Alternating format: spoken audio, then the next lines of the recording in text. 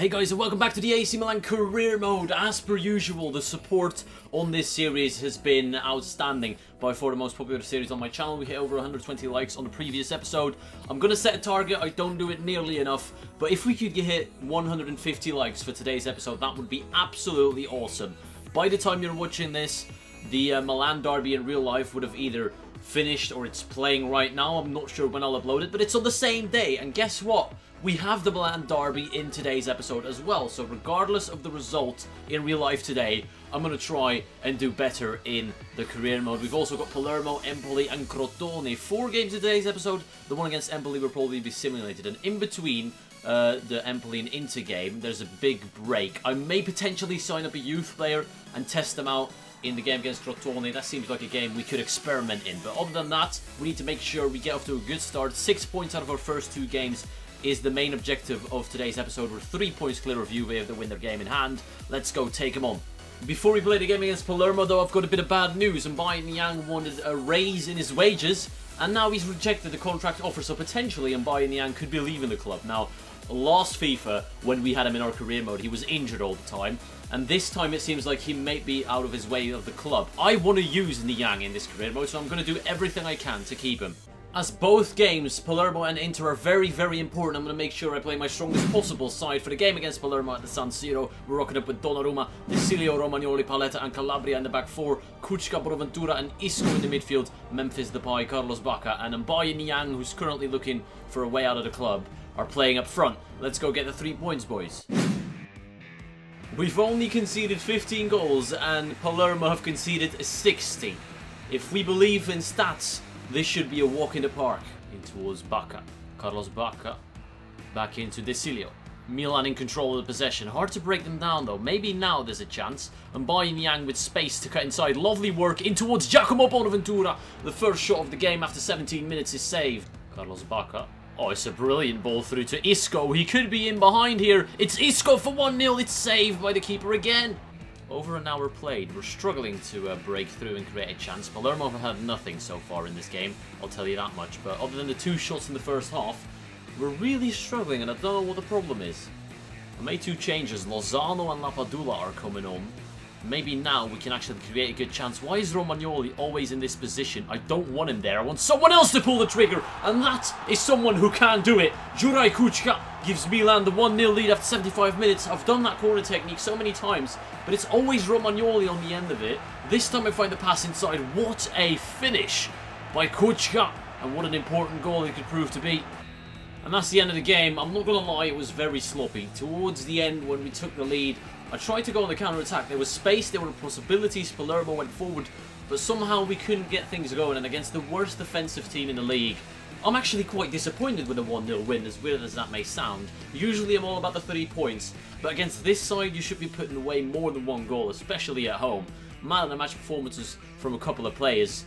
It's either Kuchka or Calabria. I'm not giving it to Romagnoli because his rating got boosted because of that easy assist he got. Kuchka actually had to put work in to score that goal, and although Calabria was solid all game round, Kuchka was good as well, but he gave us that little bit extra with the goal, so he's going to get man of the match.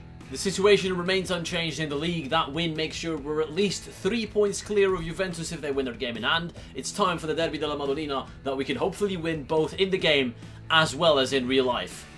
For a game this massive, I did not want to show you my lineup. I want to keep it a secret from the press, from everyone, from the public. We're going to find out as soon as we enter the pitch who's playing this game. I'm also interested to see who Inter are putting out there for this huge game for the pride of the city.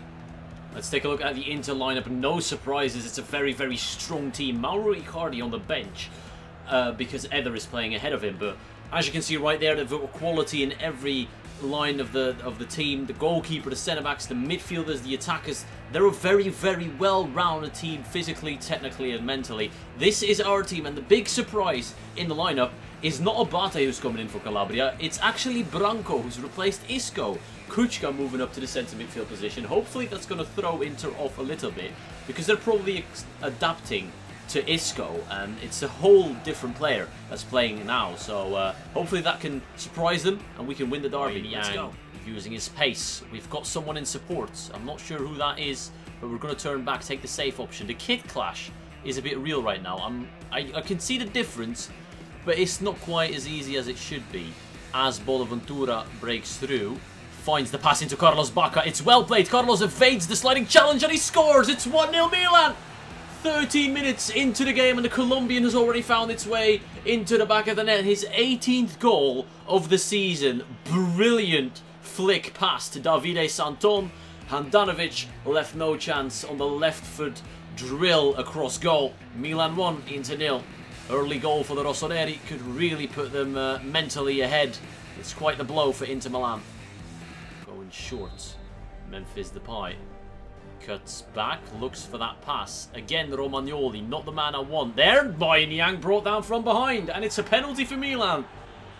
What is going on with Inter Milan? They're crumbling. Felipe Melo, there was no need. Niang was not facing the goal. There was no danger in that one. But the Brazilian has given away a penalty and has given Carlos Bacca the ideal opportunity to go 2-0 into the lead. And it's Handanovic who saves.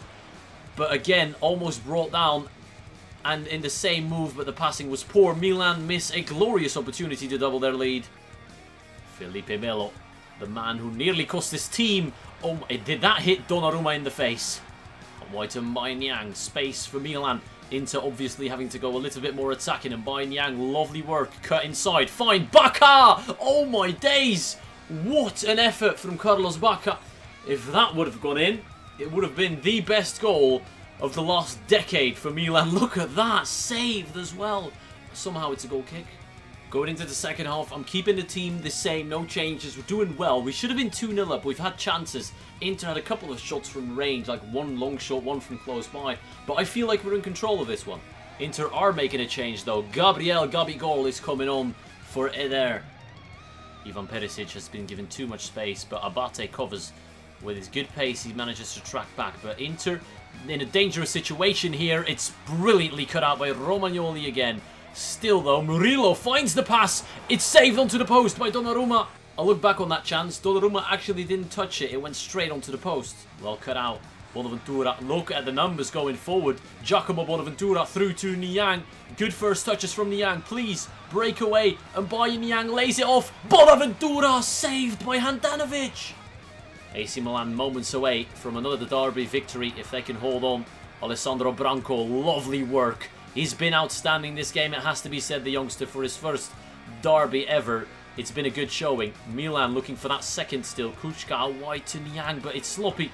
But then again, Inter have nothing going forward. Romagnoli has been man of the match for me, and we win the game 1-0. Inter have been beaten. Without scoring a goal, they will be disappointed to leave the derby empty-handed. I really should have, again, scored more than one goal. I don't know what I was thinking when I passed it off with Niang. A lovely fancy pass into Bonaventura, who had to take the shot first time. Situations like that, I really need to figure out what's the most efficient way to put the ball into the back of the net. But then again, defensively, we're one of the best teams so far. And I've said it just after the game ended. Romagnoli is my man of the match. 6 out of 7 tackles is incredible from him. 4 out of 5 dribbles as well. And 7 out of 8 passes. What a performance. What an important and brilliant win that was in a derby. Well deserved. Like, usually derby games can go either way, but this time the result actually reflected how the game went, in my opinion. I don't think Inter deserved to score in that game. And that being said, it's looking good. Now it's time to potentially maybe experiment with the team. But before we do that, we are obviously going to sim the game against Empoli with my strongest possible side, no changes whatsoever. I want to win this game still, but the Crotone game is the one where we'll probably use more youth players than regular starters. But the game against Empoli, of course, has to be won as well. We're at the San Siro. Sassuolo have gone 1-0 up against Napoli. Isco scores. I think that could be his first goal in Milan's service from that midfield position. So good for him. Happy for him going into half-time. Still 1-0 up. Bacca makes it 2-0. It's game over. We skip it. It's 3-0 in the end. Isco with a brace. And Bayern Niang has updated me on his situation with the club. Will he leave or will he stay? I think he's going to say, I can predict the message. He's not as adamant on leaving the club, is what it's going to say exactly. There we go. I'm less adamant than I was when we previously spoke. I know these messages. I can already tell by the title what's going to happen. And this is the team for the game against Crotone. The oldest player of the team is Giacomo Bonaventura at 27 years old. The second oldest player is Mattia Desilio, 24. Everyone else is below the age of 24. So it's a good chance for these youngsters to show me, actually, why am I playing Lozano and striker when Niang can play there? That's probably a little bit better. Let's head into the game against Crotone, win the 4th game in today's episode without conceding a goal. That would be an incredible achievement. I don't care that this team is young, we've got quality in that side, and like I said, I want to win this game without conceding a goal. We are 5 points clear of Juve with a game in hand. It seems like the title race is as good as over. Davide Calabria, well played. Niang now, in towards Memphis Depay. Memphis Depay, taking it back a notch into Branco. Milan playing very... I like the way we're playing, like close control, close passing, not overreacting like or overrunning any situations. We're patient. We're doing a good job. Memphis, lovely pass. Again, Niang now into Bonaventura. He's going to strike. It's good build-up so far. Again, get the short passes going. This is what we can do best with these youngsters. Branco into Bonaventura. Bonaventura hold on to the ball. In towards Memphis. Memphis back into Niang. Niang. Oh, that would have been sensational. Well done by Eli. Rodrigo Eli into Memphis Depay. Memphis Depay into Bonaventura. Bonaventura, where can he go? Out wide to Niang. No, it's gone to Locatelli instead. Manuel Locatelli save. Look at the possession numbers. We're absolutely killing them. 10% of the possession has been in our half. Everything else has been on theirs. We're creating chances around the box, but it's hard to get those shots off. Hopefully in the second half we can break through, but the play so far, this is by far the best game we've played when it comes to holding possession, passing and all that.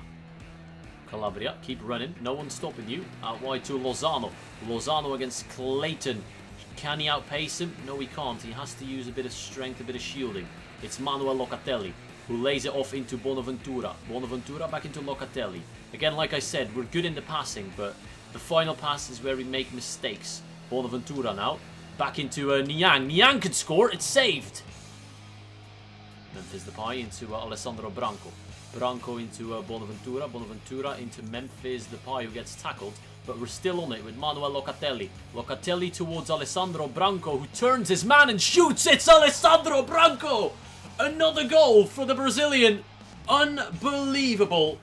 This is, without a doubt, one of the most exciting talents that Italian football has to offer. Alessandro Branco, his 3rd goal, and in a team filled with youngsters, once again he stands out and gets the opener. What a start to his Milan career. The unknown youngster is making a name for himself. I swear I get excited every time Branco gets on the ball, and when I see him put a ball into the back of the net, I'm even happier because he's one of those players that no other career mode will have. He's unique to this save. He's unique to this career mode, and that's why I'm going to love the Milan career mode when we're 4 seasons in and we're using players like that nobody else can have. If you're excited for Branco's career at this club, let me know by leaving a like down below. I already set you the target of 150. If we can get it, that would be absolutely awesome. Memphis Depay lays it off into Branco. Branco into Niang. Niang looking for Locatelli. Manuel Locatelli. It's 2-0 Milan. And that is the first time, if we don't count the simmed game, where we scored more than one goal in the game. And believe it or not, these youngsters deserve it. This has been the best performance of today's episode. And yes, I know it's Crotone, the weakest team. But still, his first goal in the league for Manuel Locatelli. Bonaventura. He's got options. Memphis Depay over the top. It's a good ball. Memphis, take it down. Cut inside. Good work. Depay. Can he go all the way? No, he's going to slip through Manuel Locatelli for a second. It's a great save by the keeper. Wow. Now, obviously, Memphis Depay is the best free kick taker at this club. There's no question about it. But if there's one man who deserves a chance to score this free kick and become an absolute legend at the club, it's Alessandro Branco. And he can actually score this. I had faith, but it's just wide. Danger. Don't lose the clean sheet now, boys. Remember what I said. I don't want to concede a single goal. Romagnoli again. What a game. What an episode he's had. And that's the final whistle. Milan come away with a 2-0 win after what has been the most dominant performance all season. I don't care what you say. 60% possession. 8 shots, 6 on target. Put in one more goal than we're used to. We actually made it to 2-0 instead of 1-0. So, in that respect, well played. Man of the match. I don't want to choose a man of the match. It's just too hard. Locatelli got a goal and an assist, and even though Branco did more when it comes to passing and dribbling, Locatelli was more accurate when he was on the ball every time, and he made it count, so I'm just going to give it to Manuel Locatelli, although it could have gone easily to Alessandro Branco. And before we end the episode, I do believe we've got a bit of good news. I think that could be Suso, who's back from injury, although I really can't see him getting back into the side now that Niang is performing so well, and obviously Carlos Bacca being our top scorer, can't really drop him either, so Suso, for now, has been deemed to the bench, unfortunately, and he wants a wage increase as well, which is not ideal. Let's take a look at what the next episode's got in store for us. We are very, very, very much ahead of Juve right now. We've got Roma, Atalanta and Bologna. By the next episode, we should know who wins the Serie A. It should be us if we win all 3 games, because we are 5 points clear, potentially 8 if we win our game in hand in the next episode, so we'll find out who becomes champions. Will it be us or will it be Juve? I'll look forward to that. I hope you enjoyed it, and thank you all for watching, and I'll see you all later.